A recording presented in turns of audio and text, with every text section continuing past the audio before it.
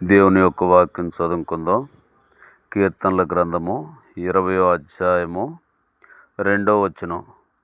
పరిశుద్ధ స్థలములో నుండి ఆయన నీకు సహాయము చేయునుగాక, సియోన్లో నుండి నిన్ను ఆదుకొనుగాక. కాబట్టి దేవుడు మనకు ఎట్లా సహాయం చేస్తాడో అని మనం గమనించినట్లయితే, ప్రార్థన ద్వారా మనకి దేవుడు సహాయం చేస్తాడు. ప్రార్థన ద్వారా దేవుడి దగ్గర మోకరించుకొని, తల మీద ముసుగు వేసుకొని మనము ప్రార్థన చేసుట ద్వారా దేవుడు మనల్ని ఆశీర్వదిస్తాడు. కాబట్టి వాగ్దానం ఎత్తిపట్టుకొని మనం ప్రార్థన చేయాలి.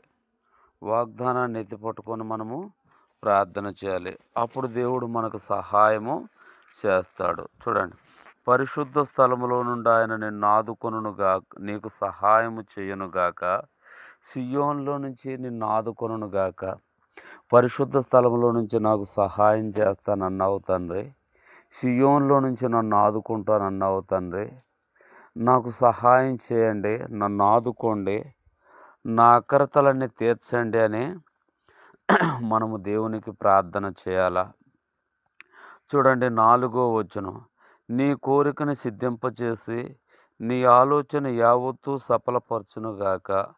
కాబట్టి మన కోరికలు, మన ఆలోచనలు అన్నీ కూడా నెరవేర్చే దేవుడుగా ఉంటున్నాడు. కాబట్టి మన కోరిక ఎప్పుడు నెరవేర్చబడుతుంది, సిద్ధింపచేస్తుంది? మన ఆలోచన ఎప్పుడు నెరవేర్చబడుతుంది?